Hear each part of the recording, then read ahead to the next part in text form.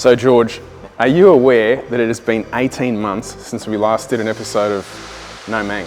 I am aware because I told you that. We've gotten off to a good start, haven't we? Way to ruin this intro. Sorry brother, I had to do it for you.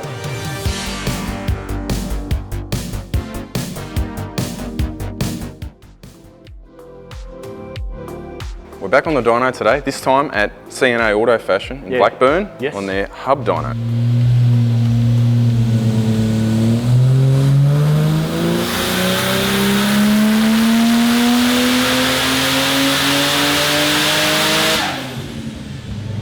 Yeah, we sent it. It's a bit higher, isn't it? 584. 584. I backed off early. Yeah, it looks like you did. Yeah, just a touch. 6,500. So the long and the short of it, the reason that we haven't really done an episode is the main reason was I couldn't be bothered going down to George's to see his progress. No. But you've been doing this yourself essentially in your spare time. Yeah, it has literally been a spare time project. Obviously the shop's always busy. Being on my own doesn't help the situation. So trying to find the time to do such a massive level of work to get to this stage has been unreal. Yeah. Well, we haven't even touched on what you've done, but if you can't work it out. Yeah, there's quite a bit. If you know what you're looking at on street cars, the car doesn't sit like that stock. No.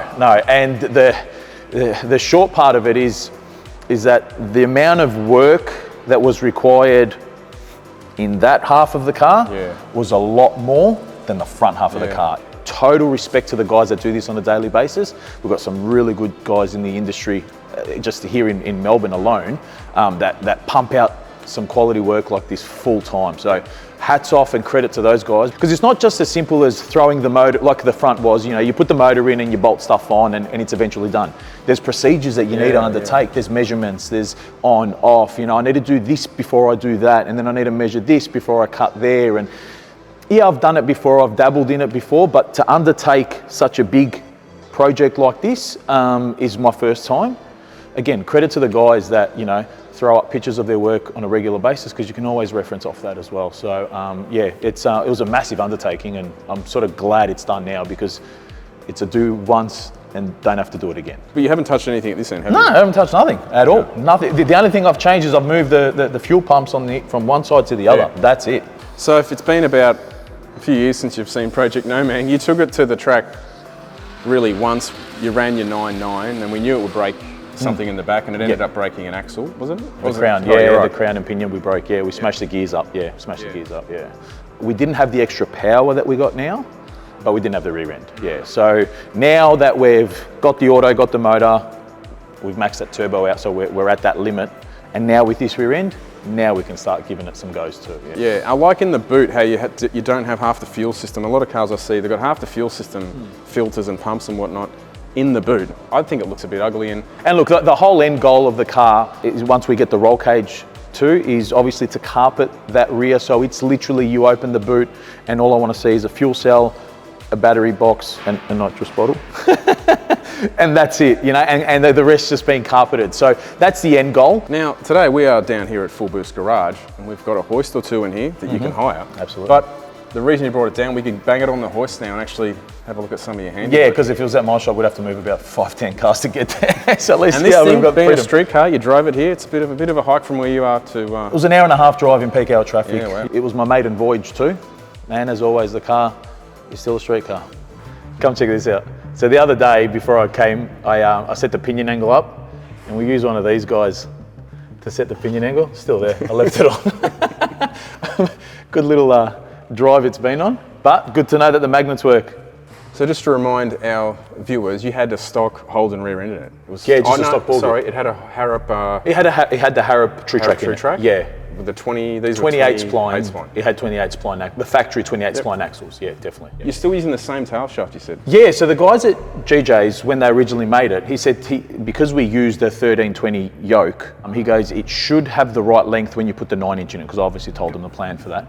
And lo and behold, it did. Yeah, so I consulted with them and said, because it's got like a telescopic section in it. I spoke to Matty there and I said, is it going to work? He goes, man, as long as you got this much in, you should be fine. And literally it all fitted up perfect. So I didn't have to touch the tail shaft, which was unreal. You know, there was one less thing to worry about and wait for. Why don't you explain what you've done here, George? We changed the top and bottom body mounts to give us some adjustability. So these are a kit that friend Elias from Spec 2D makes. I fitted them into the factory position. So I cut the factory ones out, put them in the standard positions because they're made to fit in the standard position.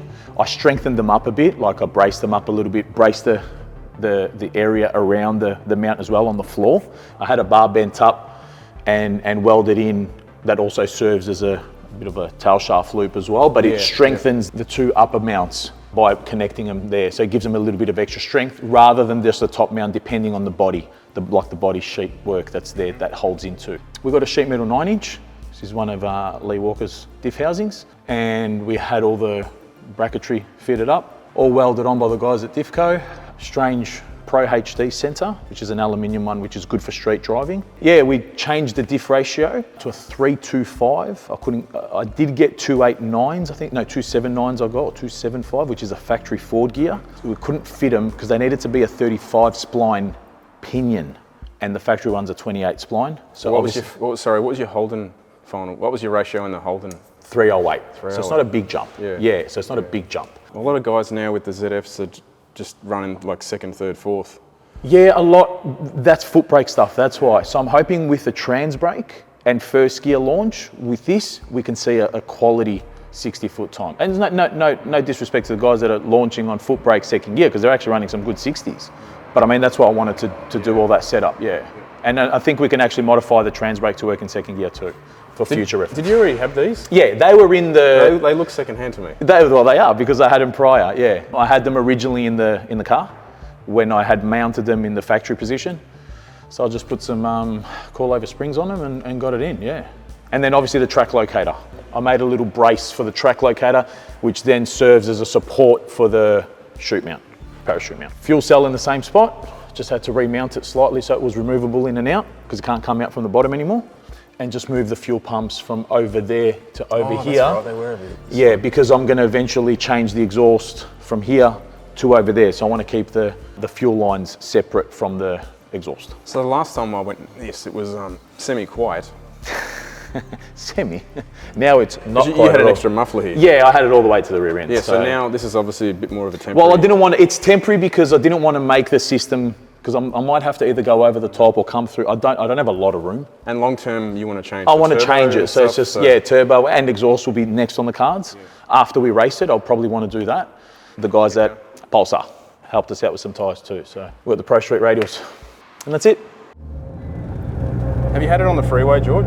Yeah. So what's that sort of RPM is it doing now? Is it jumped up a bit? No.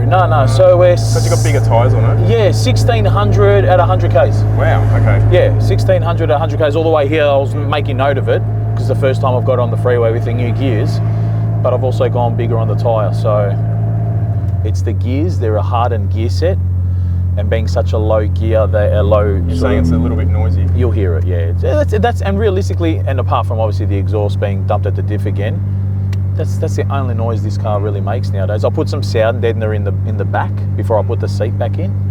So you got the cruise control working? Yeah, it works now. I'll show you on the freeway. And these up and down buttons adjust the speed. Okay. So I can actually adjust the speed, and you can see it on the dash read. Speed goes up and down. It's unreal. So that's my set button. Yeah. So if you have a look now, I'm not driving. And if you have a look in here where it says cruise set, I can go up and down with the speed. I'll go down in speed and then I'll go up.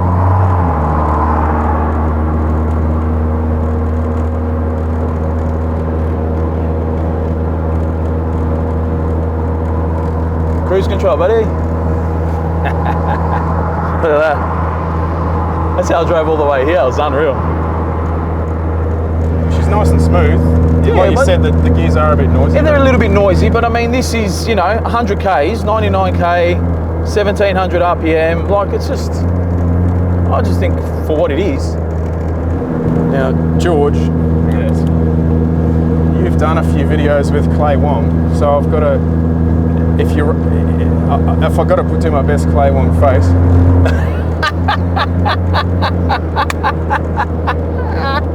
He's coming for you, Clay. He's coming for you, All bro. good and fun. And cruise off. That's it. Nice and easy, mate. How good's that? So do you have to do anything more to this now, mate, before you... No, we're ready to race, bud. Give it a little bit of... Yeah, so I reckon the next video we'll do a Heathcote run. I reckon a Heathcote run, and then maybe even some roll racing before I change the turbo while it's still quite responsive. Yeah. I wouldn't mind doing that. Yeah, the track's been quite good up at Heathcote Park Raceway. Yeah, I think so. So I think the next ability we can, opportunity we get, we'll go. What do you mean, like as in like this way? Yeah. Up on here. Can you do it? What am I doing now? And like the baby. Can't even do it. Yeah, that's it. Yeah, that's it. Nothing wrong with that.